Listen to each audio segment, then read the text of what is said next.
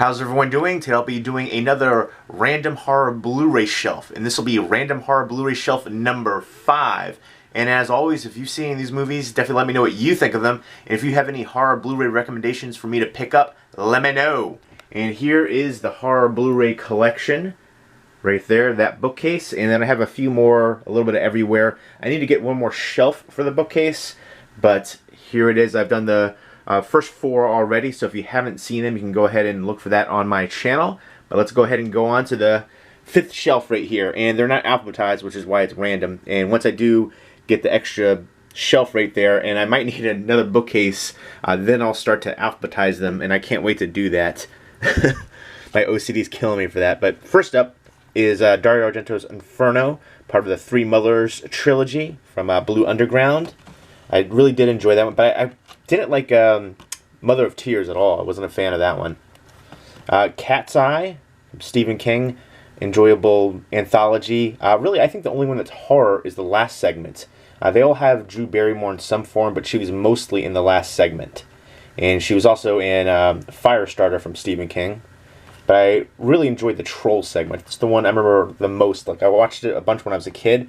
That's the one that stands out. Salem's Lot, classic vampire series. Glad to see all these ones coming up, finally released on Blu-ray. It's been a long time. Stephen King's It. A lot of Stephen King classics finally coming out to Blu-ray. And I was really shocked that Salem's Lot and It especially didn't have a Blu-ray release sooner. But so happy that Warner Brothers finally released them. And let me know what you think of the remake, if you've seen the pictures and stuff like that for it. Next up is Zat. I remember seeing this so long ago. It's basically a Creature from the Black Lagoon, kind of cheesy rip-off, man in a rubber suit kind of deal. Q, the Winged Serpent, which I really enjoy the heck out of this one. Some good stop motion in there. It's from Larry Cohen, who did The Stuff. And it has Michael Moriarty, David Carradine, and a few other, Richard Roundtree as well, a few other recognizable people. But it's basically a winged serpent flying around the city and attacking people and eating people. Next up is Would You Rather, which I did enjoy this one. It has Brittany Snow, Jeffrey Combs, Sasha Grey in here, a few other recognizable people too. It's basically doing all kinds of crazy, messed up, screwed up things to win the prize, the ultimate prize at this impromptu kind of dinner that people who are in need of money are invited to. Next up are some of the Wrong Turn movies. Wrong Turn 2, which to me is the best sequel. I still love Wrong Turn 1 the most, but I think that would be my second favorite of the series so far, and they're going to make another one. There's Wrong Turn 3. I feel like the makeup effects and the mask effects especially got progressively worse as the series went on. Wrong Turn 4, which I love the snowy setting, but I remember not really enjoying this one. I'm going to give it another watch because, again, the setting was something I always enjoy for horror movies. I wish there was more snowy setting horror movies, but I just felt that one, I didn't love it. But maybe another watch will change my mind. Wrong Turn 6, Last Resort. This was actually the recalled one. This is the one that had a scene in there where they used an actual picture of a missing person, which caused a lot of controversy, so they had to recall all the movies that were released, and they re-released them months later, taking like that, like it was like a split-second scene. They just took that out. Next up is VHS, which I really did enjoy. All the VHS movies. VHS 3 Viral I don't have, but the first 2 are my favorites. VHS 2, Safe Haven I think was the best segment out of all of the VHS movies, but overall I think VHS, the first one, was the strongest. I like that first segment with that creepy girl. I can't remember, was she just repeating like okay or something like that? I can't remember. That one totally freaked me the heck out. But Safe Haven, it also had the chance to become the best because it was the longest segment. So it had a lot of build-up in there. And next up is a Victim. And oh my gosh, Danielle Harris was so stunning in here. Jennifer Blanc and Michael Biehn. Michael Biehn directed this, and of course they're married. I thought this was a decent kind of like a serial killer-esque movie. And next up is The Video Did. Now this is a bootleg Blu-ray. It was an HD transfer that I've had for years. And I got this before Scream Factory released the double feature with Terror Vision and The Video Did. I think both of those deserve a standalone release. Love this one. Super cheesy zombie movie. and I'm just keeping it for the memories, and I like having it standalone. I still do have the double feature for it as well, though. Returns of Nukem High in the cool green case, and I was able to get this signed up by a few people involved with the film, including Lloyd Kaufman.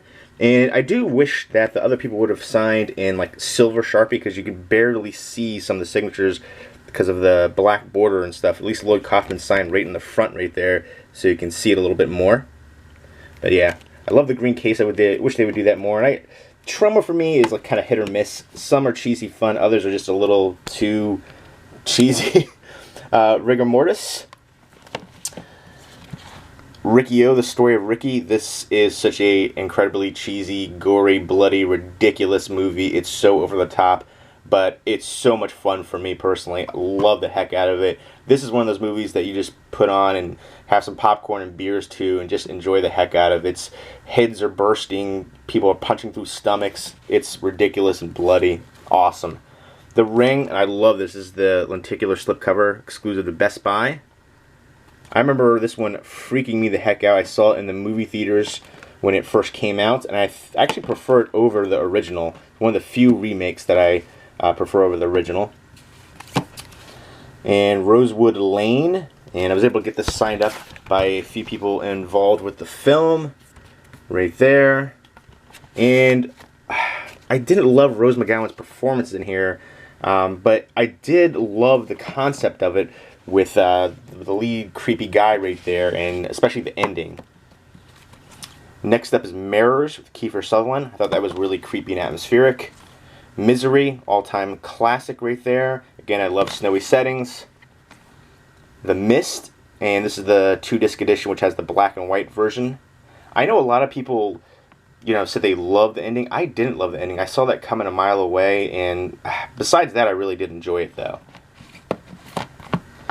And Kiss of the Damned, which kind of has like an old school Italian vampire kind of feel to it.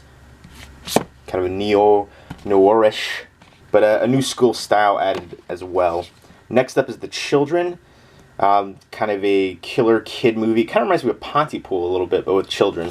Next up is Dead Snow 2, which I still need to freaking check out. I love the first one. Great zom-com. I love the comedy elements to it, and it's gory, and it's killer Nazi zombies. What more can you ask for? I've heard a lot of people say the second one was even better than the first one, so that's big talk, and I need to pop this one in ASAP. Dreamcatcher, which again, love snowy setting, and I love the storytelling aspect to it. A lot of people didn't enjoy it. Another Stephen King adaptation. I love the cast, and I thought it was super creepy. Yes, the whole Duddits thing at the end kind of got a little bit silly, but I think it still worked. Evil Dead 2, my favorite of all the Evil Dead movies. To me, it's almost like a remake of the first one with a bigger budget. Monster Squad, which, I grew up on this movie. This is just a classic. Wolfman's Got Nards. This is the edition to get as well. This is the 20th anniversary edition. They re-released it, and the other one didn't have all the special features. So, all-time classic with the Universal Monsters. It's like Goonies meets the Universal Monsters. Next up is The Violent Kind, which I think is pretty underrated. I don't hear many people talk about it. I think I'm probably gonna do a full review for that one, because that's again like one that I think deserves more attention.